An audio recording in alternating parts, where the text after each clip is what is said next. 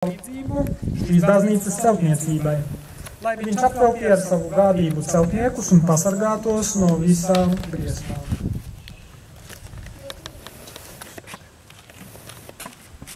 Brāļi un māsas, klausīsimies svētā apustuļa Pāvila vārdus korintiešiem. Mēs esam Dieva palīgi, jūs esat Dieva tīrums, Dieva celtne. Saskaņā ar Dieva žēlastību, kas man dota, es kā gudrs namdaris ieliku pamatu, bet cits uz tā ceļ. Bet lai katrs pielūko, ka viņš uz tā ceļ, jo citu pamatu neviens nevar likt,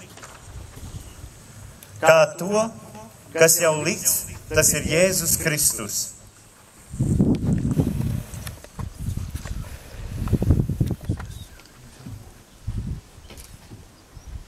Dārgie brāļi un māsas, Kristu lūgsim Dievu visvareno Tēvu, lai viņš pieņem šo darbu, kas šeit ir iesākts, kā mūsu līdzdalību debesu valstības celtniecībā, un lai ticībā un mīlestībā vieno mūs ar Kristu baznīcas stūrakmeni. Tagad visi atkārtosim kopā. Mēs slavējam Tevi, Dievs, tagad un mūžīgi. Mēs slavējam Tevi, Dievs, tagad un mūžīgi. Tu mums esi devis gudrību un spēku, lai mēs kļūtu Tava darba līdzstrādniekiem. Mēs slavējam Tevi, Dievs, tagad un mūžīgi. Tu caur savu dēlu, mūsu kungu Jēzu Kristu, esi cēlis savu baznīcu uz stipras klints. Mēs slavējam Tevi, Dievs, tagad un mūžīgi. Tu Tava dēlā garā cels sev mūsos garīgu svētību, kurā Tu mājo. Mēs slavējam Tevi, Dievs, tagad un mūžīgi. Tu svētī šī darba sākumu un ļauj mums cerēt, ka pateicoties Tavai palīdzībai, mēs to laimīgi pabeigsim. Mēs slavējam Tevi, Dievs, tagad un mūžīgi. Tu ar savu žēlastību sagatavo mūs kā dzīvus akmeņus svētās pilsētas Jeruzalemes celtniecībai. Mēs slavējam Tevi, Dievs, tagad un mūžīgi. Visvarenais Dievs, žēlsirdīgais Tēvs, Tu caur savu dēlu visu esi radījis un licis viņu par savas valstības paliekošu fundamentu. Dari, lūdzam, lai mēs Tavas mūžīgās gudrības stiprinātu, novestu līdz veiksmīgam noslēgumam to darbu, kas šeit ir uzsākts Tavam labumam un Tava vārda godam, caur Jēzu Kristu mūsu kungu.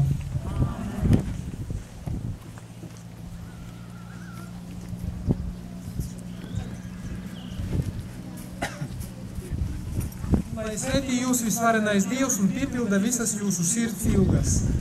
Āmen. Lai Dievs apveltī jūs ar žēlastību, ka jūs viņa vārdā uzsāktu visus savus darbus. Āmen. Lai Dievs labvēlīgi uzlūko jūsu darbu un pasargā jūs no visa ļauna. Āmen. Un lai svētī jūs visvarenais Dievs, Tēvs un Dēls un Svētais Gars.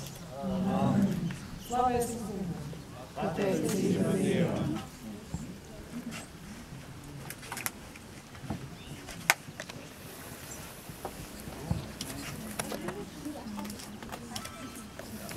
Mēs lūdzam Tavu svētību.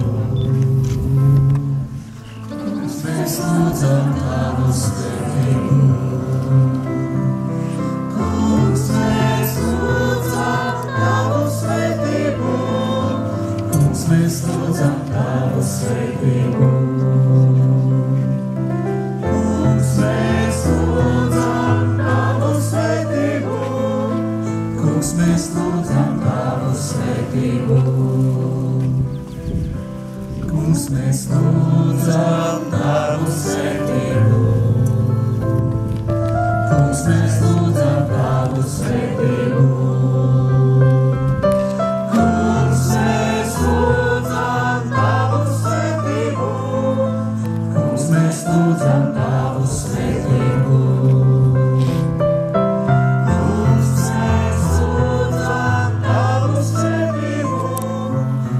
Mēs lūdzam Tavu svētību.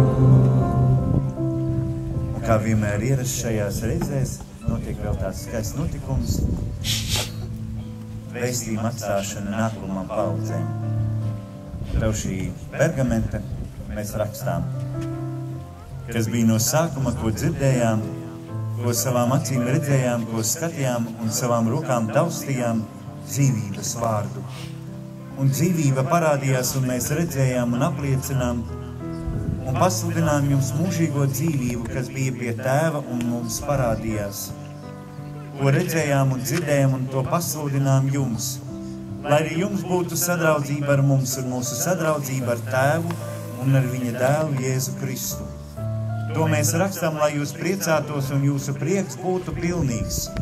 Šis vēstījums, kur no viņa dzirdējām un pasludinām jums, jo Dievs ir gaisma un viņā nav nekādas tumsības. To mēs ierakstījām no svētiem rakstiem un tālāk. Mēs nākotnē. Ja mēs kristieši, mums ir pienākums uzņemties atbildību par pasaules nākotni. Mēs dzīvojam pasaulē, kas baidās no nākotnes. Mūsu sekularizācijas garā pārņemtā sabiedrība zaudē Dieva apziņu. Pasaulē pieaug aizvien lielāka reliģijas vienaldzība. Notiek nemitīgi centieni uzskatīt baznīcu vienīgi par cilvēku vadītu institūciju. Apakšā šā gada datums un gads svētī Svēto apostoļu kapelas pamatus mūsu Rīgas arhidiecēs arhibīskaps metropolīts Zbigņevs Staņkēvičs, Kalnas svētību kopienas kapelāns Andrejs Mediņš. Un tagad svarīgs notikums ir jāparakstās.